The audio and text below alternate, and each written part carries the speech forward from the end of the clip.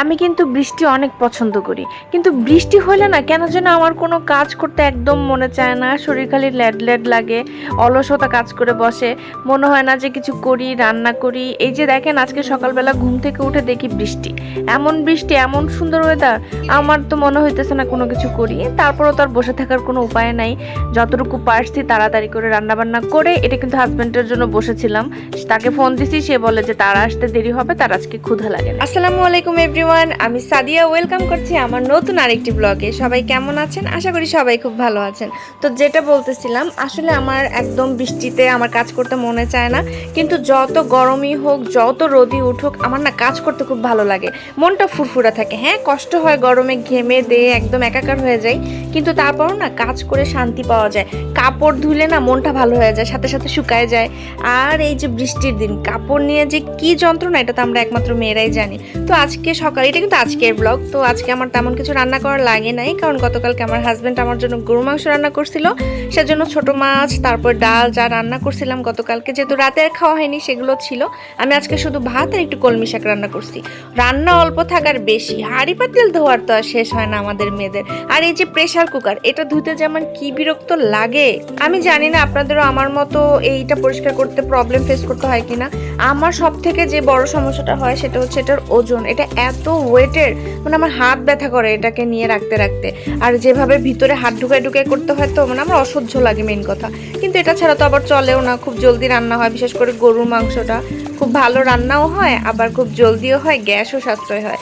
তো এদিকে আমি তাড়াতাড়ি করে নিতেছিলাম, ওদিকে আমার হাজবেন্ড চলে আসছিল অবশ্য খেতে। সেও অফিস থেকে বের হয়েছে আর ঝুম বৃষ্টি শুরু হয়েছে। আমার বাসায় আসতে আসতে সে একদম ভিজে গেছিল। তো ভেজা শরীরে আমি বললাম শার্টটা খুলে রাখো, একটু বাতাসে শুকায় যাবে, তারপরে তুমি একটু মাথাটা মুছে নাও।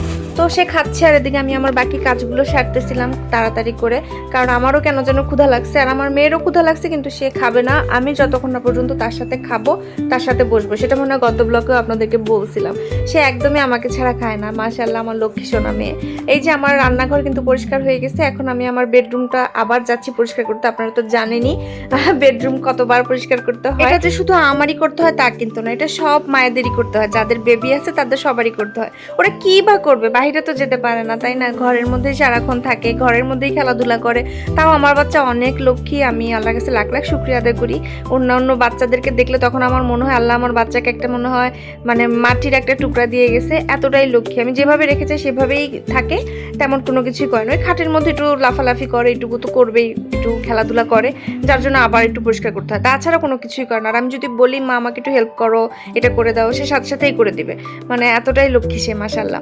তার একটাই প্রবলেম, সে খেতে চায় না। যেমন আজকে একটা ডিম তাকে দিছি, সে বিশ্বাস করবেন কিনা আপনারা আমি জানি না, 1.5 ঘন্টা সে একটা ডিম খাইছে। কারণ আমারও বসে বসে তাকে যে আমি এখন খাওয়াবো সে সময়টা নাই, আমি দিয়ে রাখছি যে তুমি খাও মা। বা আমি যখনই চলে আসি রুম থেকে তখনই দেখি যে সে আর খাচ্ছে না। আবার একটু পরপর রান্নার মাঝখানে যাই, কাজের মাঝখানে যাই, বাবা তুমি খাচ্ছ, বাবা তুমি কি মুখে নিছো, যে দেখি ওই যে আগের বার যতটুকু বলে গেছিলাম ওই তখনই একবার নিছে, আবার বাকিটুকু রয়ে গেছে। তো এরকম করতে করতে আর কি সমস্যা করে ও, যে সবসময় ওকে পাশে বসে রেখে তো আমার খাওয়ানো সম্ভব না, যেহেতু বড় হয়েছে, আমারও অনেকটা কাজ থাকে। আর আমি চেষ্টা করি ও হাতে খাওয়া শিখুক, আর আলহামদুলিল্লাহ ও ছোট থেকে আর হাতে খেতে পারে।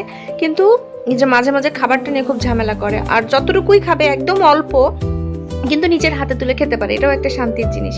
তো আমি মোটামুটি সব কাজ আজকে তাড়াতাড়ি করে শেষ করে নিলাম, ঘরটাও ঝাড়ু দিয়ে নিলাম। আবার আজকে আমার বারান্দা পরিষ্কার করতে হবে, কারণ কালকে বারান্দায় গ্রিল করে গেছিলো, রং করে গেছিলো গ্রিলে আর কি।